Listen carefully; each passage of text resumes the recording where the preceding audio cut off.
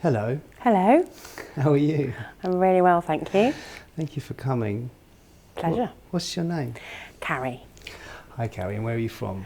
I'm from Scotland and I live in Brighton at the moment. Great. And what's been your practice over the years? Primarily formal practice has been mindfulness to begin with, 2006 started, and then latterly Ashtanga yoga. Right, and how long have you been practicing Ashtanga yoga for? I think it's approaching 10 years. Right. And what was the most important thing when you started Ashtanga yoga that you learned for your practice? I think to keep showing up for yourself. I say that in hindsight. That's my learning in hindsight. Yeah, to keep showing up for myself. So what was it like showing up at the beginning? Oh, really hard. Really hard. There's a lot of learning about myself that I had no awareness of. So it was really tough, some of it. Do you mind sharing a bit about what tough was like? So my body was really closed, and as I opened it, other things opened, other parts of my experience opened. I was very emotional for the first 6 months, really.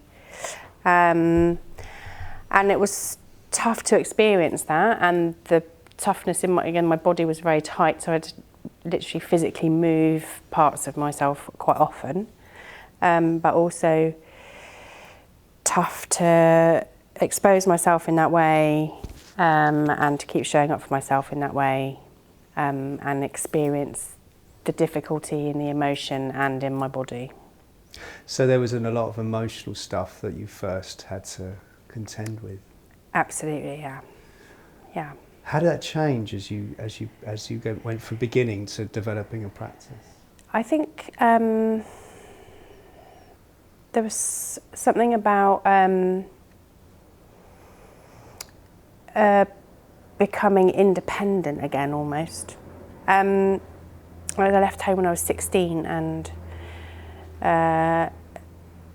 wasn't really a grown-up, and carried on my life and had a baby, and she's a wonderful woman now, but I hadn't grown up completely, and I think I grew up a bit more in that Mysore room those first 6 months, because the practice, in a way it's taught, Ashtanga's taught, enables you to explore on your own and grow on your own and move on your own, but you are always supported. There's always somebody there to support you in how you move your body. So what kept you going? I just didn't really know what else to do at the time, at the beginning. And what keeps me going now, it's still really hard. My hip girdle is still really tight, really difficult.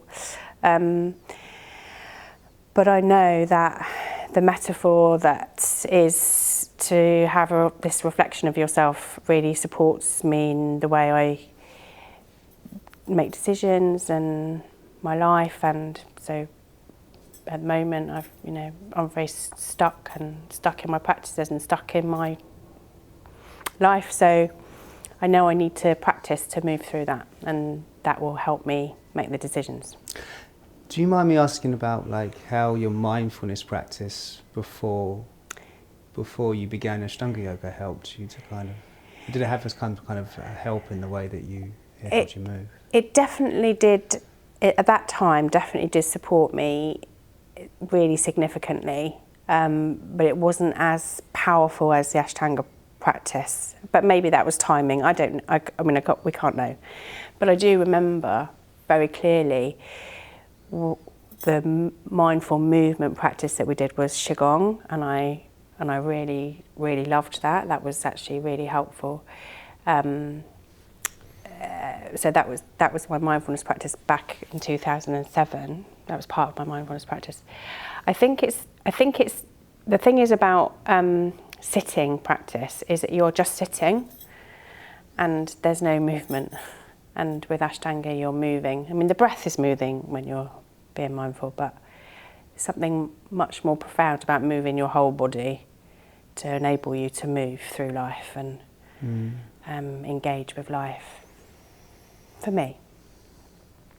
So there's something about, like, as you evolved and you understood as that emotional part of you came out, what did you discover about that? What was the movement through the emotional side of you as you kept going?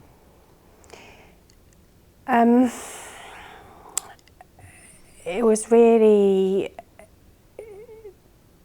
to learn. It was really to learn that I could do these things, like go into these shapes that I found so difficult, but also that I could trust that it would happen or something would happen, and even if it felt awful at the time, it would feel better later or something. I just learned to trust the process, really. What do you think? Do you think there's a part of you that grew or became known by learning, by being the person that trusts? Oh God, yeah. What do you think that is in you? I think just knowing that you're there, and like feeling in your body that you're present, and knowing that you're there, and knowing that even if it's difficult right now, have the trust and faith that things will move again, and moving will help for things to move again. So it sounds like there was a deep change going on. Yes. Really deep. Yeah, really deep. What did that feel like? Really intense, overwhelming, liberating.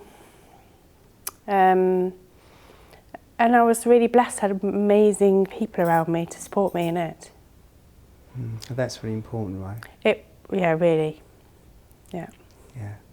How do you feel now about it, or as with this thing we do, we keep going, it never stops?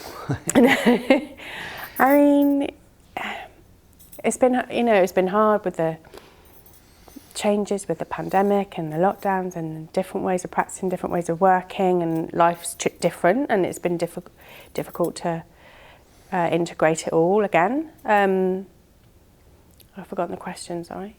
Well, how does it feel now about, like, how, if you look at yourself now about all of this practice and where you are now with it, what comes up for you? It's all a little bit not quite it all feels not quite in the right place, and so I know really what I need to do is practice, and that will help me be in the right place, but sort of nowhere feels like things are too jumbled for me, so I need to make things in the right place, and then I think things will open up again. I don't like working where I practice, and I find that really difficult. So you practice at home? Yeah, practice at home, yeah. And that would be fine if I didn't also work at home, I think. So what do you do to try and, what are the best ways you found to try and mitigate that, to be working at home and practicing at home? How do you create that balance? Separate as much as you possibly can, but still all there. Yeah. So finding going places is really helpful. Yeah, so coming to Stillpoint is really helpful. Going to the beach is helpful. So going to different places is always helpful, and there's always a different part of you that shows up in those different places. But it's just good, we've got to practice, right? Yeah. Because I trust in the fact that it will be there, and that I will be there, and the mat is there, and I just need to stand on the mat and then move or not. What is it that you think you've learned about yoga that you would like other people to know?